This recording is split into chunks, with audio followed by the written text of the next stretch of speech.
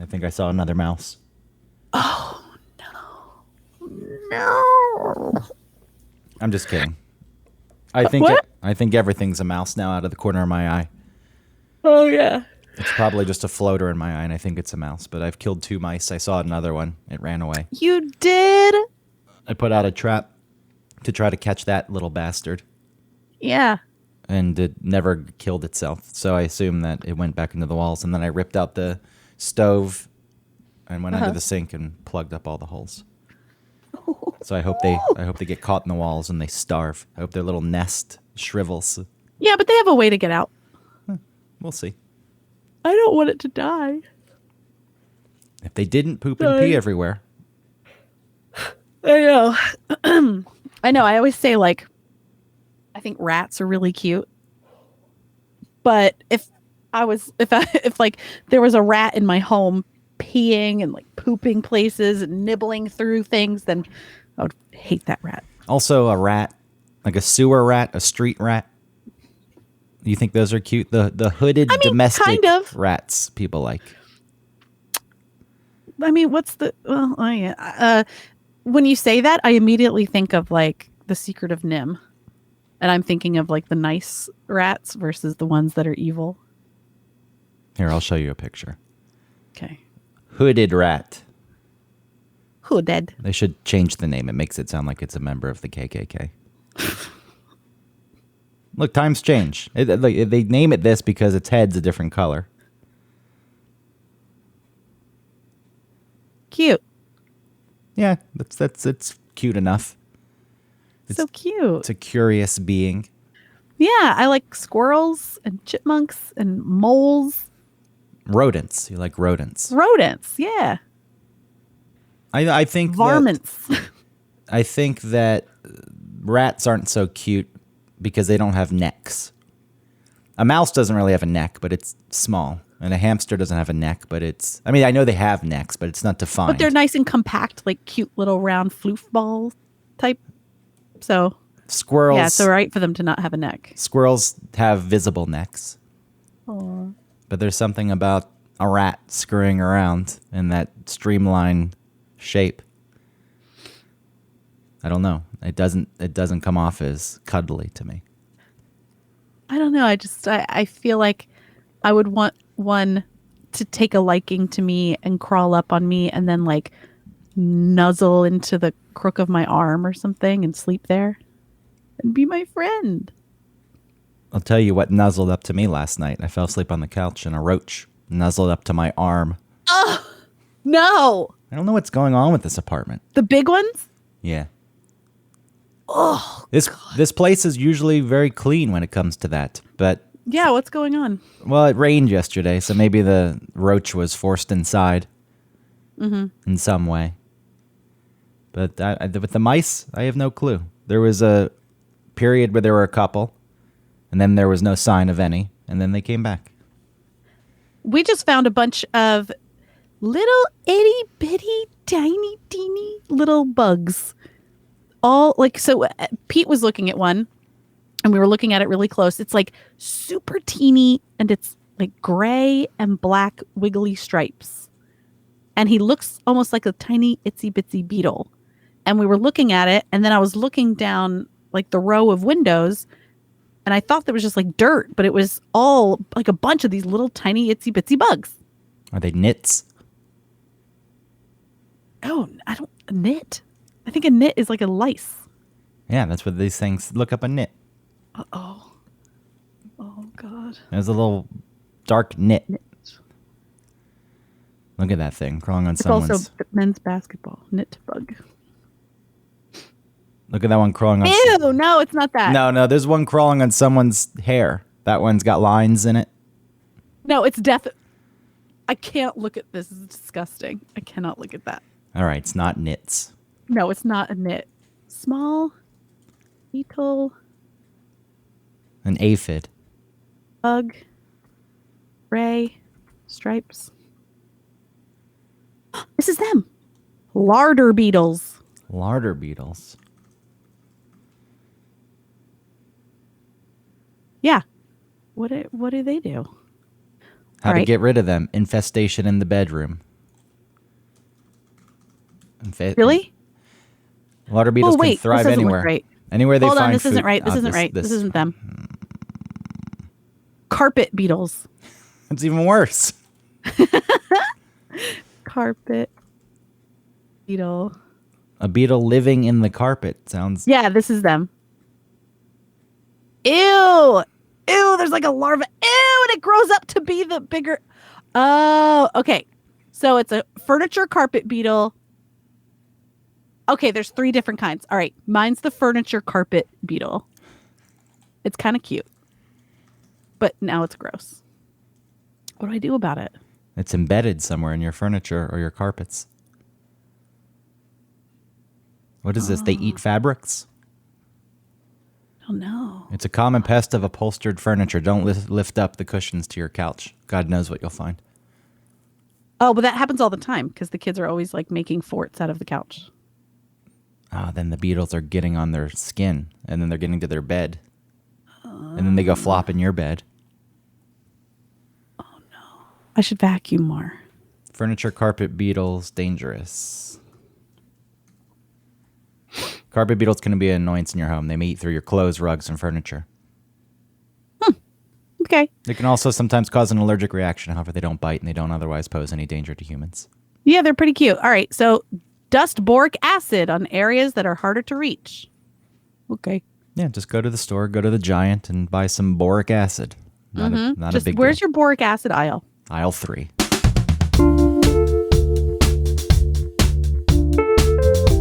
Welcome to One Topic, where we stick to one topic. My name is Autumn Fisher. Did you forget how to do the show? No, I just didn't like how I said it. I didn't like my intonation. So I was questioning of whether I should start over, but no. This is episode, close to 120 at this point, and it's all falling apart. You're forgetting how to do it. No, it's not that I forgot. I just didn't like how I said it. Welcome to One Topic, where we stick to one topic. Well, you do forget even topics that we've previously discussed. We'll get to that in a second. My name is Greg Russ, and let's just set it up. Today's topic, whatever. I shouldn't put a timestamp on it because people listen to this whenever. We're recording this at night. The topic is faking it. No, not faking orgasms. So if that's what you're expecting to hear, just leave now. There'll be no talk about faking orgasms. If you want to know, I faked one once. That went in a direction people did not expect. No, they didn't want to hear it. Not about my life, but I faked one once. Explain. I told you we weren't going to talk about it. You brought it up. We can leave it People need to know. We can leave it at that. All right, why don't you, at the end, you'll give a quick explanation of how that went down. Okay, possibly. So people have to listen through. A 5-second explanation at the end. Don't scrub forward. Don't cheat. No, by faking it, I mean faking your feelings and your mood. And the reason it comes up is because we were trying to come up with a topic for today's show. Autumn's throwing topics out there. Drinking. And I said, remember we did a show about booze. And then she said, middle school. And I said, we've already done that. And then you said dinner. And I guess we haven't done dinner. I know we've done food meal related episodes before. Well, yeah, we've done lots of food ones. And I always want to do food ones. Food ones quite often top the list. I think they're relatable. Yeah. People have opinions about food. Strong opinions about food. Yeah. Mm-hmm. And I'm fine doing shows about food. We just have to space them out. Yeah. But as you're throwing these topics out, a lot of them seem relatively trivial to me. And we're still at the point over the past few weeks where it's like, I can't just jump in to one of these episodes and talk about an inane, that's why it's hard to say, an inane topic. Yeah, it's like sea anemone. I can't speak about an inane topic with the carefree nature that would require. I'm not at that place, and I can't fake that. I've never been able to fake things. Even that faked orgasm probably wasn't convincing. Yeah, and even then you were faking your interest? It was Or it was maybe- just I just wanted it to be. Oh, we'll wait until the end. Okay, sorry. Yeah. Who knows how? Maybe that was the best acting job I've ever done in my life. Yeah, who knows? I Faking, guess she would. faking, the show. Yeah, this is wonderful. We're talking about dinner. How about that time that your parents used to make you eat broccoli, and you said I hate broccoli, but they still made you eat broccoli, and you put the broccoli in a paper towel, and you snuck it to the bathroom and flushed it down the toilet, and you thought your parents didn't know. One day, okay. I can speak to such a thing. I'm sorry that I'm so serious. That I'm not. All right, if that's just where you are. I have an inability. Although I think, as far as today's show goes, you need to fake it because you're very tired. Oof, so tired. Doing this kind of thing, like if we were doing a show every single day, I guess it's a skill that's worthwhile. Being able to fake but I wouldn't be able to do it. I would just present what was actually going on, how I was feeling. If it was a radio show, for example, a daily radio show, just whatever mood I was in would be the mood that people would get. I think that people would probably connect more with that because if you think about some of the radio programming that we think is the most lame, those are the people who are faking it the most. Who are always like, we're having fun in the morning. Like they're not like that. And sometimes like the most miserable people are those like peppy morning show people. When you say we're having fun in the morning, I think I was listening to some music radio the other day, and I guess there's a story about Madonna photoshopping her face on a young body. Oh. I think it was supposed to be a joke. I don't know what it was. I don't think she was trying to pass it off as herself. But she took someone's body, and then people found out whose body it was, and that person wrote her and said, "Why are you using my body?" But the person on the air, the radio DJ, was presenting this as if it was the most interesting thing he had ever heard, and then summed it up because it's a music break, meaning a break between songs. So it can only be a minute at most, probably 30 seconds. I don't know what kind of limit they're putting on it. And presented the story and said, "Come on, Madonna, you're better than that." Like, what, is she better than that? That's an empty throwaway statement. Yeah. And the way you are presenting this, it's embarrassing. One, I feel embarrassed for the person. I think about what they're actually thinking about what they're doing. I wonder. The radio person? Yeah, the radio DJ. Yeah. It's like, are they really into such a thing? Are they faking that? Because that's not a thing. When I was on the air presenting music, again, this inability to pretend I was interested in the music came about. I can't, yeah, Panic at the Disco, what a bopping tune. I don't care. Yeah. As far as I was concerned, the music was getting in my way. And sometimes there'd be music I was interested in, and then that would come through. But for the most part, I had a relationship with the songs that was tumultuous. Is that there? How do you tumultuous? Tumultuous. It's another word that I don't know how to do, but I was starting to say it, and then I was like, I better. Keep going. Tumultuous. Well, so that's another thing. Tumultuous. So just like how tumultuous. So just like how you press the gas with that word, you're just like, just say it. It's coming out. I feel like that's what a lot of people do. I feel like that's what maybe that DJ was doing. He's like, they have probably a list of things either that they've procreated to talk about, or they're just on like Yahoo News, entertainment, whatever, like wanting just having topics, and they got to talk about it. There's not enough time for them to really get into what they really think. They probably don't care, so they're just faking it. It's like, yeah, Madonna, yeah, look, this is a crazy story. Like, come on, Madonna, you're better than that. Does this not take a toll? Does this not take a toll on their existence and their being? Does someone really want to be on the airwaves so badly that they're willing to just fake? Yeah. What are you getting out of it? What are you getting out of it other than your voice is there saying nothing? You may as well just be making breathing noises, because I know what you mean. There's more substance to that. So as it comes to, we're very focused here on faking it, on like a radio career, any career, I guess. But I don't know how anyone drifts through life. The fake it till you make it. What the fuck is that? Oh, I believe in fake it till you make it. I don't. Sometimes you just gotta move forward. It's so obvious. It's completely obvious. Whenever I'm faking something, because I have zero ability to fake things, it has to be so obvious to other people. Well, I was going to say, I think that people I think that we come from a different point of view than I think other people who are on the radio.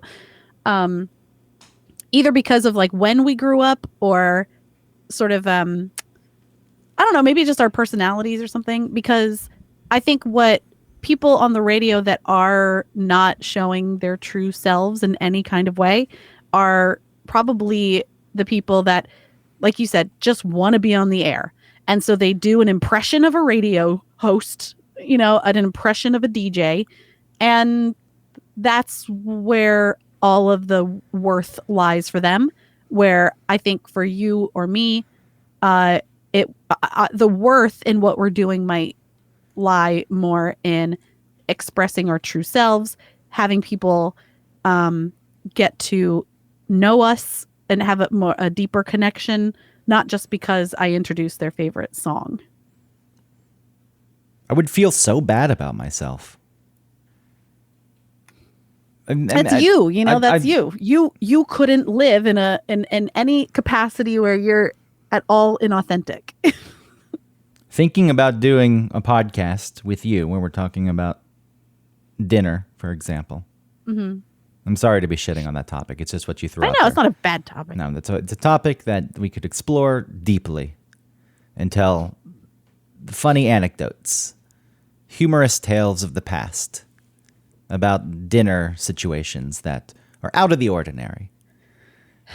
What? That's not what I'm trying to do. You roll your eye. I know that it sounds like I'm mocking it. You are mocking it. No, just for this instance. All right. Okay, go ahead. Come up with a different topic then. Leaves. Let's just talk about the leaves on the trees.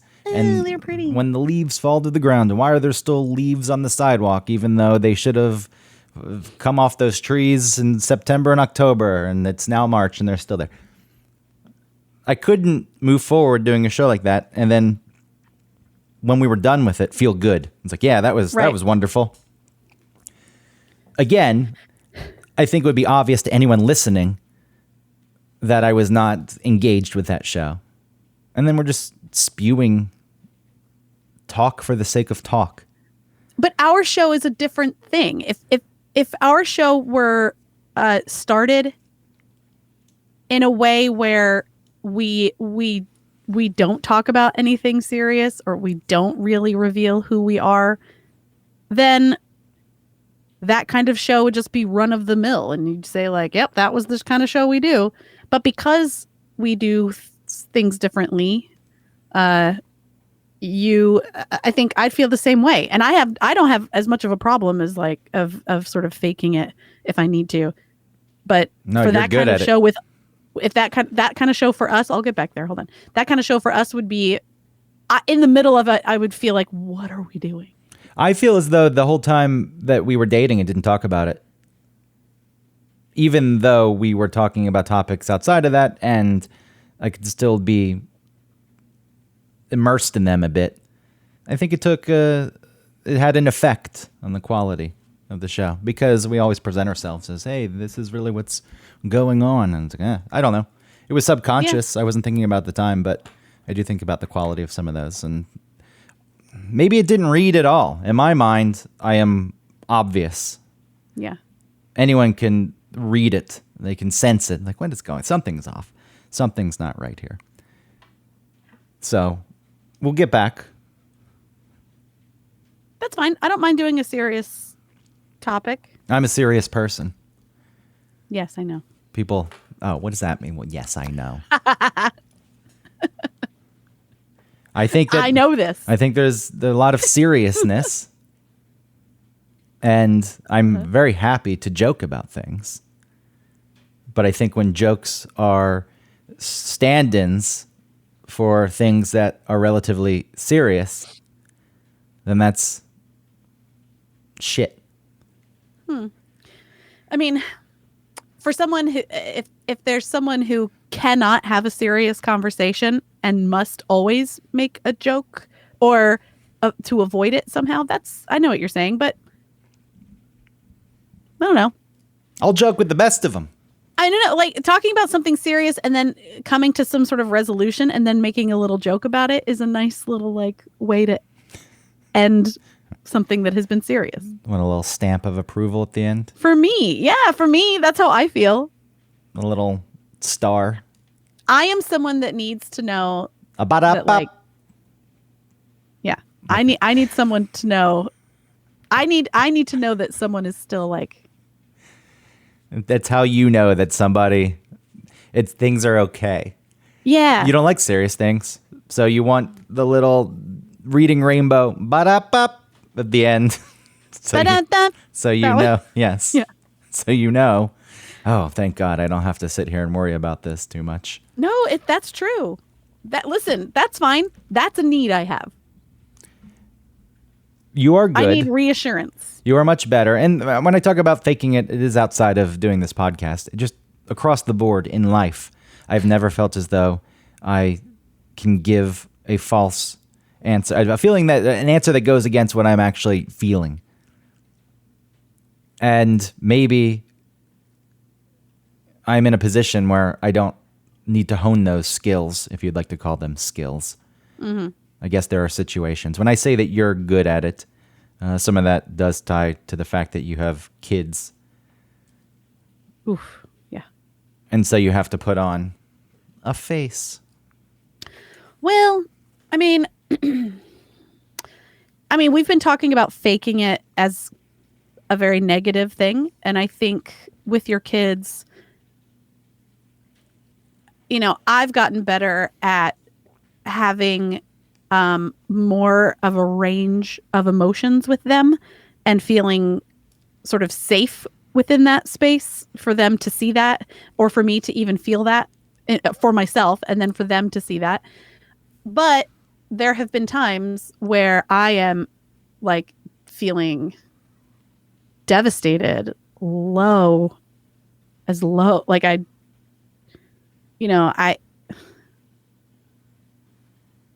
I just want to,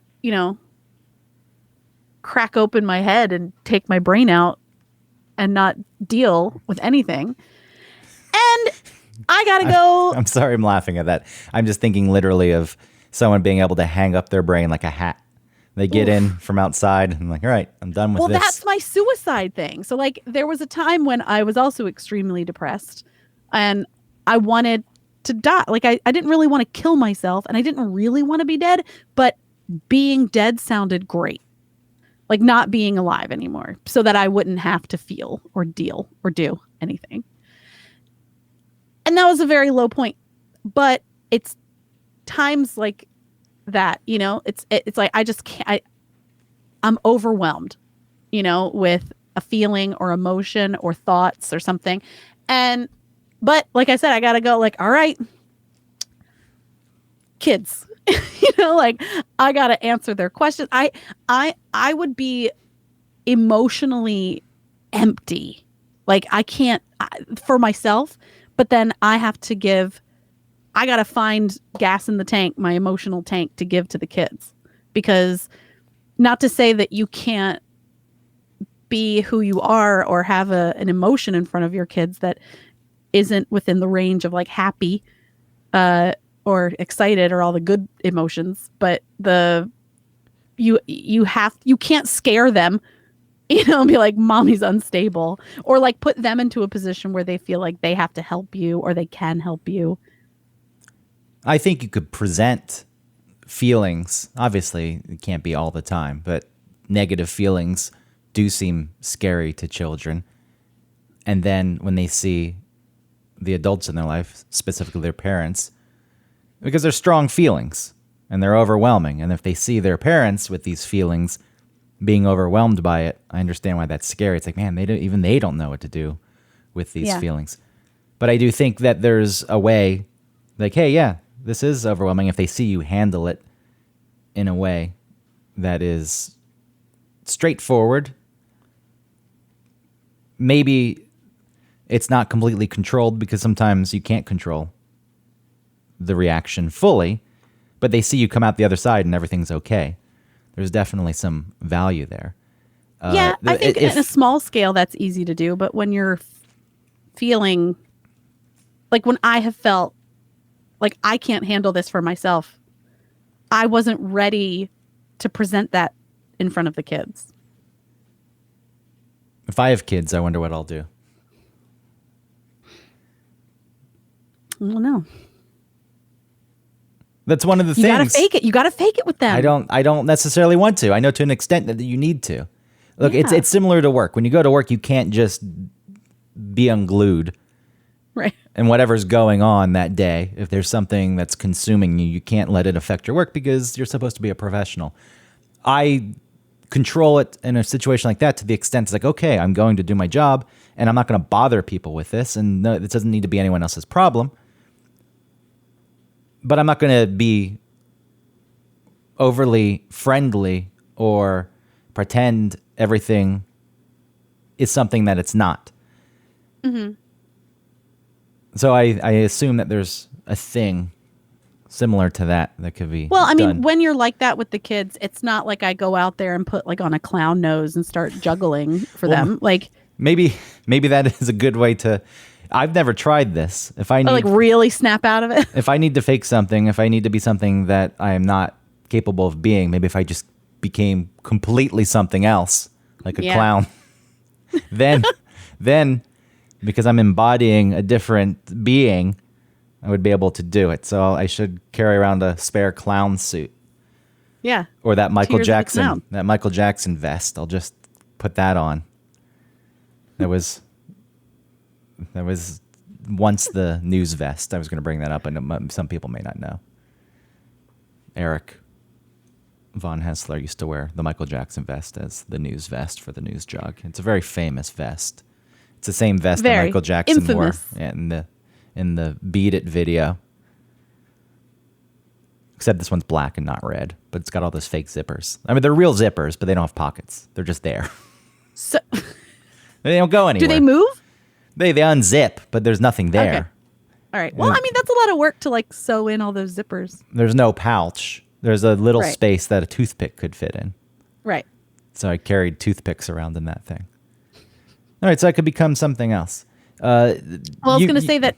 You said with kids, though, you can't present things fully in a manner that they then have to fix it or solve it for you. And I agree with that totally.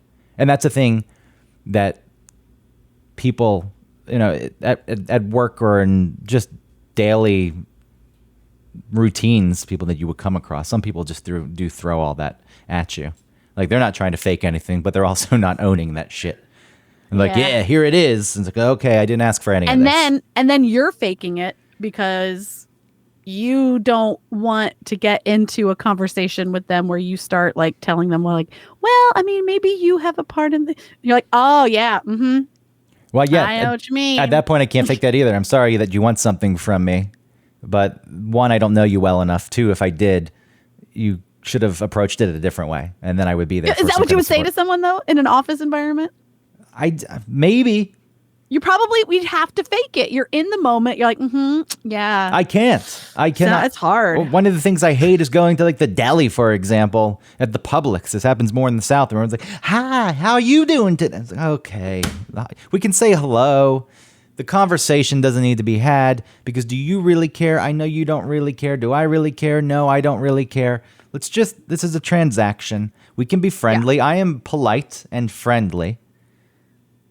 I just don't need to tell you what's going on, about how the day leading up to that point entailed me going to the library and paying some fines and I don't.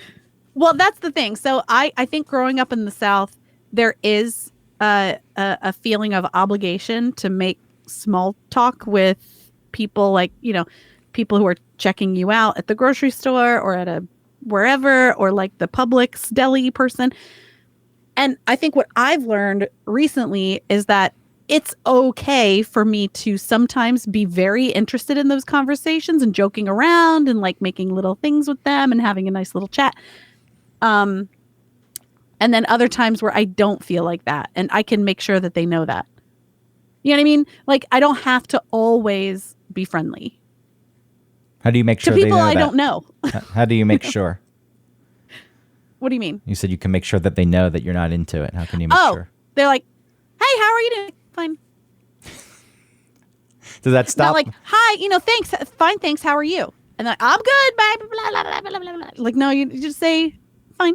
I'm not giving you a follow up to then have a back and forth. There are rare instances that I am interested in a person, like the man who worked Yeah. at Melody Lanes who wears a tuxedo working at the bar at a bowling alley in Brooklyn. And it's not this. It's not a hipster bar. I know that sounds like a thing. No, this is an old man who's missing teeth, who's been a bartender for decades at a shithole bowling alley. It's as you would imagine, a bowling alley that hasn't been updated in 30 years. Okay. It's like, who are you? Why are you here? I'll have a conversation with him because there's a level of interest. Maybe it's not that I don't care about a person at the deli. Maybe if it was a person at the deli who was missing teeth and wearing a tuxedo, I would be, why are you doing this? What is going on here? And But there are times when you're just like running an errand, you're living your life. You go to this, like, especially like a deli, like your deli, not like a grocery store deli, but the people that you see all the time. I feel like that's really cool. And you have, like you've said before, about having like a small town vibe in New York City. But I feel like there'd be times where it's like, I don't want to talk. I don't want to see someone that knows me. there are times I do that, and I'll go to a different deli if I need to. Yeah. I will not go in and talk to the people at the bodega that I usually go to. They're all up in my business. All up in it. Mm-hmm. Keeping tabs on me. I'm like, hey, no, we're not getting into this today. But I would also say I feel comfortable enough going in there. I have a relationship with them. It's like, I'm not talking about this today. And I'll just go in, and I don't necessarily feel like I was rude if I go in and don't engage in the conversation. I will say, no, not today. Oh, really? Or not right now. So maybe that relationship has evolved a bit. Interesting.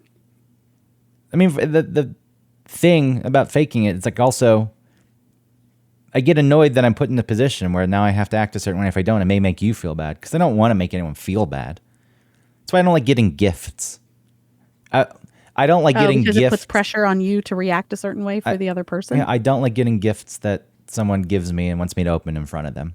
I much prefer to open it in private, because if it's a gift, you're very Japanese in that way.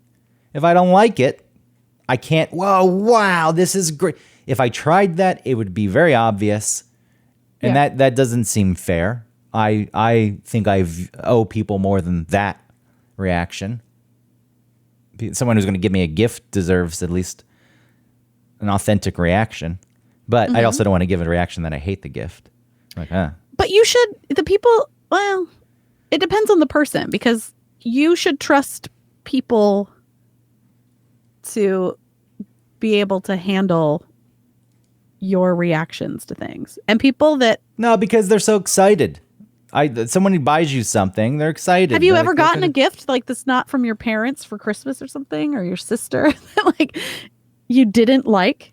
Yeah, I'm sure it happens all the time. Most gifts. I tell people, it's like, don't try to buy me that. I'm very particular.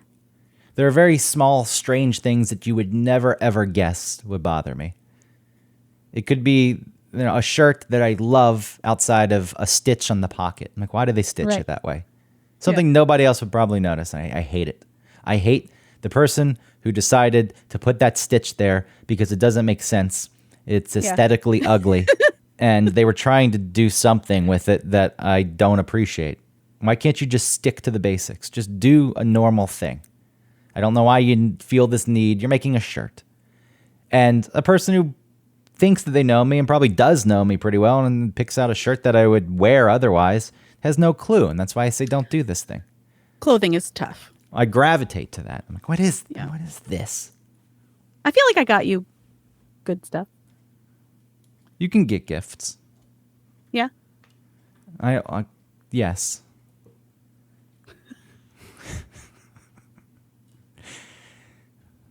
You want the truth?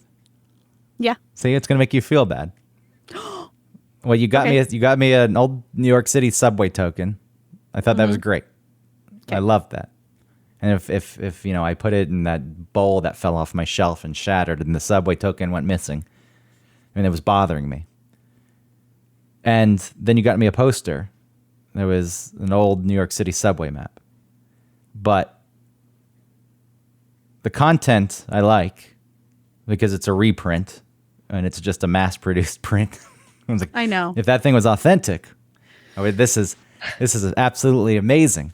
And I mean, I looked through a lot of the pictures of not this one, but like a bunch of those options, and I tried to pick one that looked like decent and but not. see, I hate this. I hate because it was something you put thought into, and you. No, I get it. It's like you like art, and so I get you like a Starry Night fucking poster from Borders. I'm particular, I get it. and it's not. The thought was there, and that's the thing. You weren't off. It's like, yeah, this is something that I would like, but it's Yeah. I had these prints in my closet. I don't know what one of them was. It was just some abstract art that I've seen in dentist office and all this shit that I had put in a frame at some point. It was a print that I got at Town Center Mall years and years ago. Yeah. And it's just been sitting in my closet because I'm sentimental, don't want to throw things away. But I also was embarrassed that I had it. And I was taking it out the other day and putting it near the trash. And I was like really embarrassed that people would see me even carrying the thing out. It was like a blue background with a black slash on it. No, a red slash and some black blobs. Oh, like weird 80s art? No, it's a famous painting. Okay. There's actually two parts to it, but I only bought one part. Let's see if I can find what this is. Red slash black blobs. I don't know what this will bring up. Oh, there it is. It came up like immediately. It's Blue, blob. 1961 by Joan Miro. This piece of art, abstract art, hit or miss with me. I liked this one because I viewed it as a murder scene. I viewed the reds. What is it called again? Blue, 1961. Okay.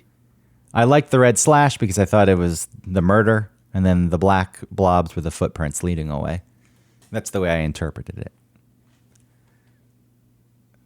There are actual several parts to it, but the Blue 1961. Did you come across it yet? No, I can't find it.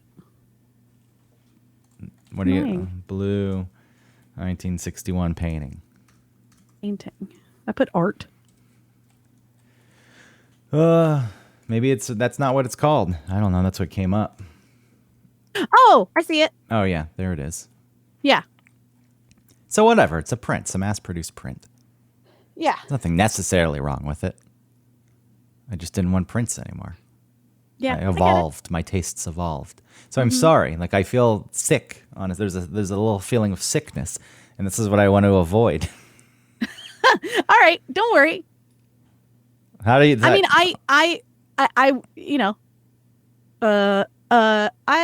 okay. So I'm trying to not react in a way that just makes you feel more comfortable, because that's what I do. It's not fake though. It's not faking it. It's just instinctual. I'll I have avoid. to pause for a second and actually connect with how I really do feel about that. Okay, pause for a second. Connect. Okay, let me think. I'll say that I don't fake things, but I'll avoid things all day. So I just Right. So I think that because I can appreciate it. I appreciate it. Doesn't mean I don't appreciate it. and honestly, at the end of the day, what's more important? Whether you actually do appreciate it, which I believe that you do, or that you display it prominently. You know what I mean? Like, as long as you really do appreciate it. And I understand what I was trying to do, and you understand what I was trying to do. It was just like a little not it. And that's I think okay. it ties into the token was great. The token's authentic. It was an actual token. Stop there. The token was real. It was in service. This was fake. It was a print. So there. Yeah. There. Does it have like words underneath it where it's like, we don't need to break it down and critique all it. right. And rip it I'm apart. sorry. Well, someone else that I was dating once got me a wall thing that, I don't know, it was a nebula. I think it was a nebula on there. It was a printed nebula, but it was like a wall sticker. But it's like, this goes in a child's room. Oh, yeah. It's like, I'm not going to do anything with this. It was like a vinyl sticker, like one of those big yeah. applique things. Yeah, I mean, at the time I was still in my 20s, but it's like, nah, sorry. But I also can appreciate it. Yeah. Well, don't put my poster with the child's room nebula, because I agree with you there. I'm like, mm-mm. I like to find unique, when I give gifts, unique, not necessarily one of a kind, but not mass produced. Or if it's something that was mass produced, it was mass produced decades ago and it's hard to find. Yeah, I get it. And if it was functional at one point, all the better. Functional Well, do you want to talk about faking it on the show? What show? The Von Hessler Doctrine? I don't fake it on that show. You fake it on that show because you have to be on that show. Oh, yeah, I fake it on that show. I have to survive. It's the radio show. I wouldn't see, but I don't think you're afforded the same ability to not fake it. If I were on every day, I still think I could just be myself and not fake the things. If what I was doing was still this falls into the categories, I'm still going to do a good job. I'm just not going to pretend to be something that I'm not in that moment. Yeah. I don't think that I pretend to be someone I'm not, but I do a lot of holding my tongue. There are things and premises that are, being spun that I have either a problem with or are based on information that people don't have that are talking, and I don't want to pull the show off the rails, and even if I did, it's difficult with Eric to get your point across when he is going for it, and he kind of like talks you into a corner where even if you feel like you did have a point or have an argument to make, you're not given anywhere to go, so you end up, I don't know, feeling like not confident about what you were trying to say. So I know that, and so I don't do it. But there are times where I'm like, just wait for a voice to come up and do a voice. Well, as a woman, you're probably expected more so to smile and fake it. Well, that's something I stopped doing too. Like, I would think about Tim watching me when like a parody song was happening or something that everyone is laughing about, that he's making them laugh and I'm not thinking it's funny. And before I would like pay attention to that and kind of like smile, like, but now I'm like, no. If I don't think it's funny, I'm not going to like fake orgasm laugh. You shouldn't. That's a big point of contention with me on that show. Like, he's not laughing. Sorry, I don't think it's funny. Oh, he's all up in like whether your reaction to stuff. I'll laugh. If I think something's funny, I'll laugh. It also doesn't mean it's not funny if I don't laugh. It just means it's not funny to me. Mm-hmm. It's subjective. Other people are probably cracking up. I don't know why I'm some kind of litmus test. It's like, oh, I passed. Greg's laughing. I mean, I think that if Jared wasn't laughing, maybe Tim would also notice. But I don't think that he puts as much value in Jared's laugh because Jared laughs at everything. Jared laughs at times when it's not appropriate to laugh. When something serious is said or something that's supposed to be impactful, then he laughs. Okay. I don't know why you're even laughing right now. He loves to laugh. My lack of laughing makes people uncomfortable too. I don't know what that is. Well, I mean, like I've said before, because we're like herd animals, we all want to make sure like we're all in this together, right? We're all laughing because things are funny. Now I'm laughing because you're laughing. You just get like mimicking or something. How about I expect more? I expect more. out of you.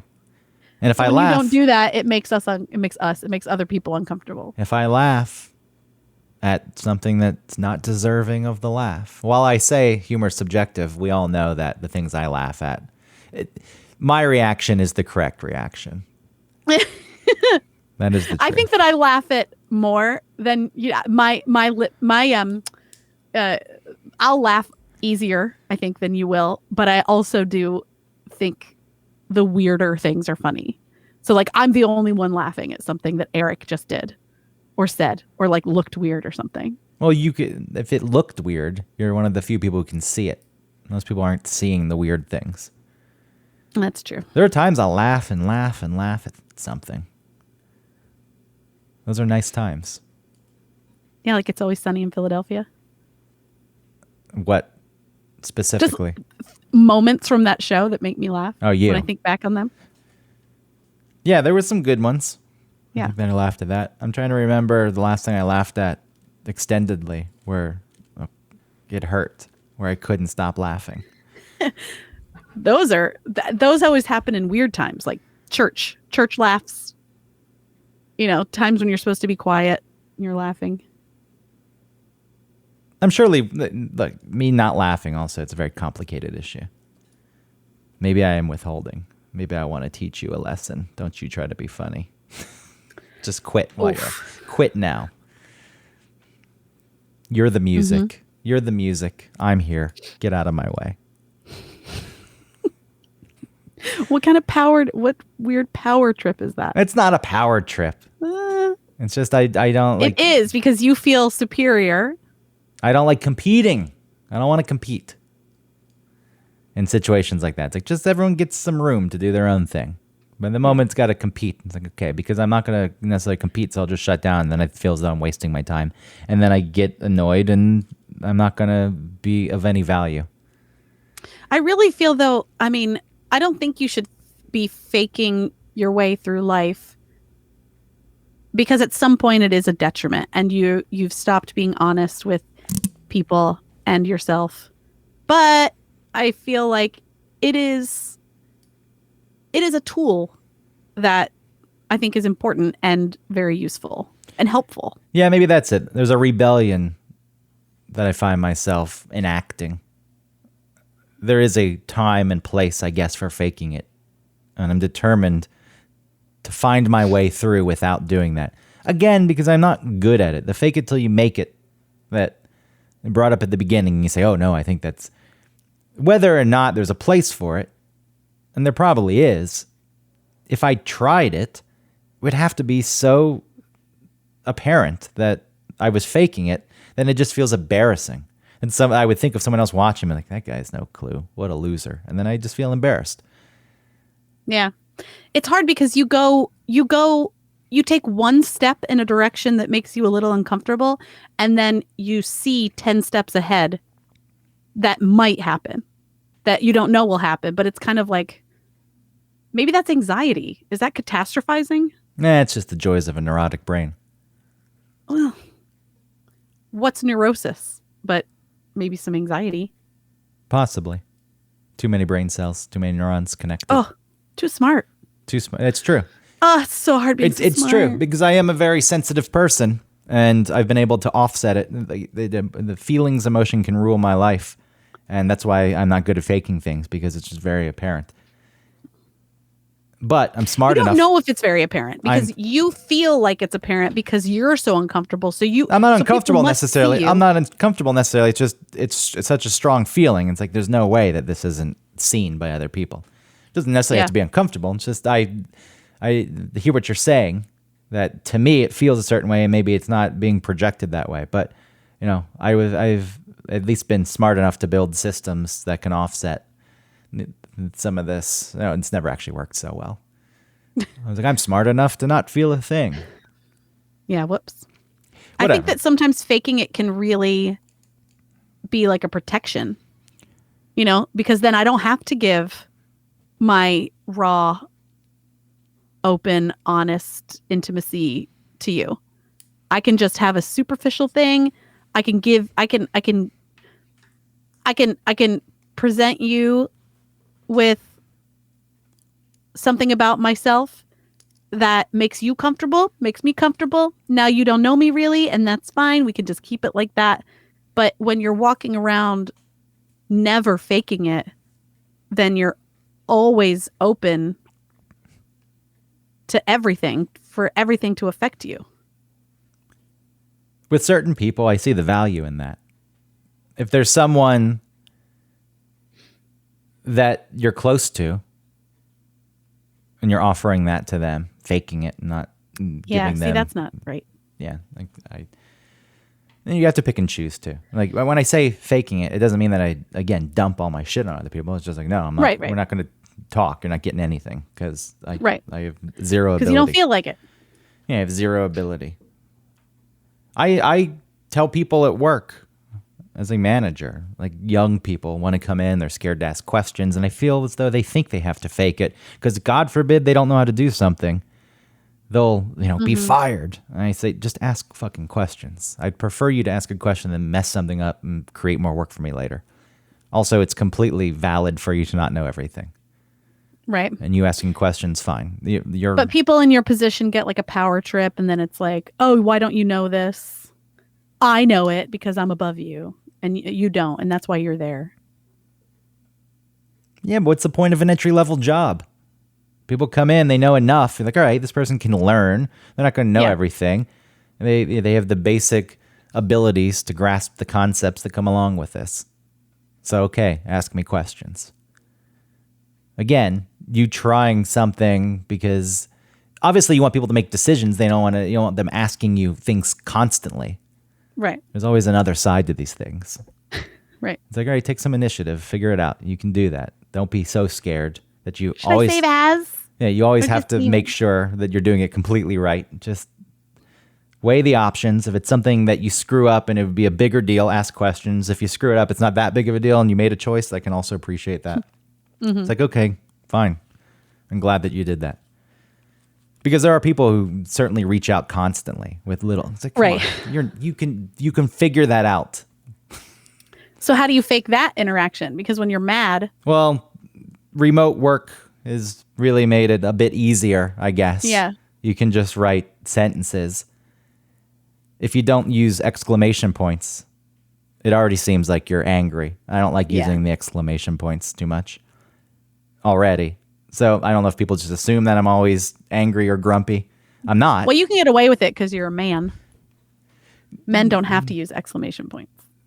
Less and less. I agree with that, but less so. I do think that men are starting to use them too, and it's just becoming commonplace.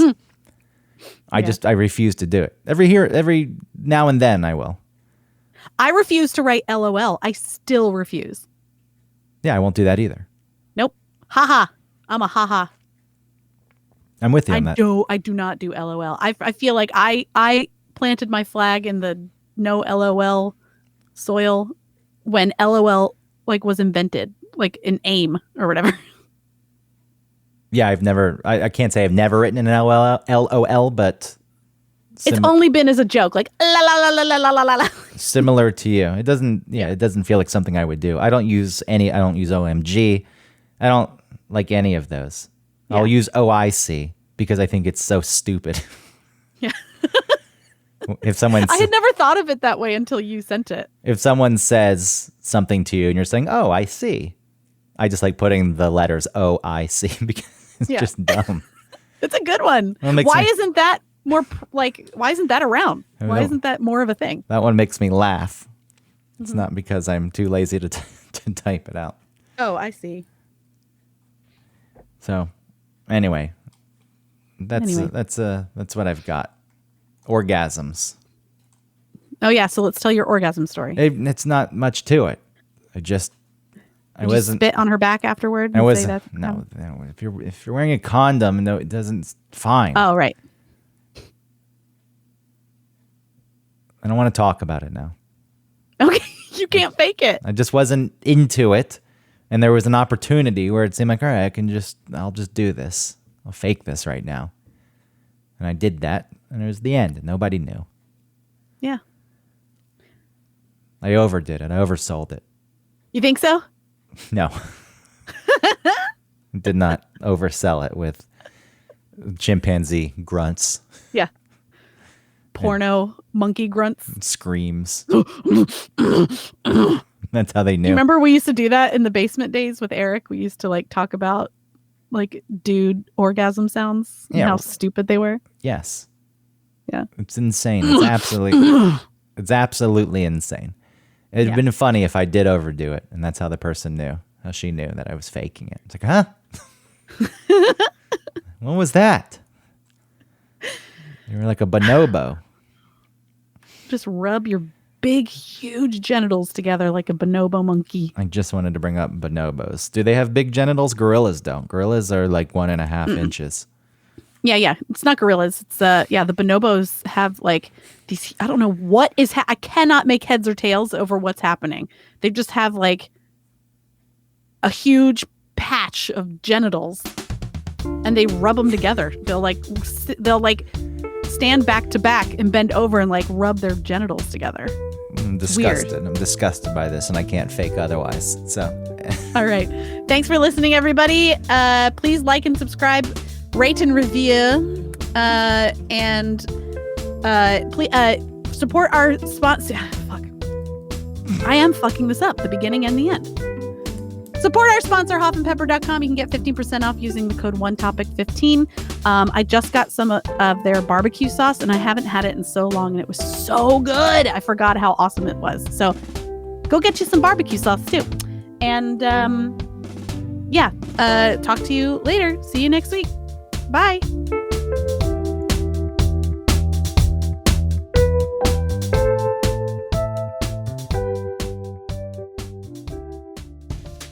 Hey, Greg. hey, Autumn. Do you like hot sauce? You know, I do like hot sauce, but I'm getting pretty bored of my regular Texas Pete or Tabasco.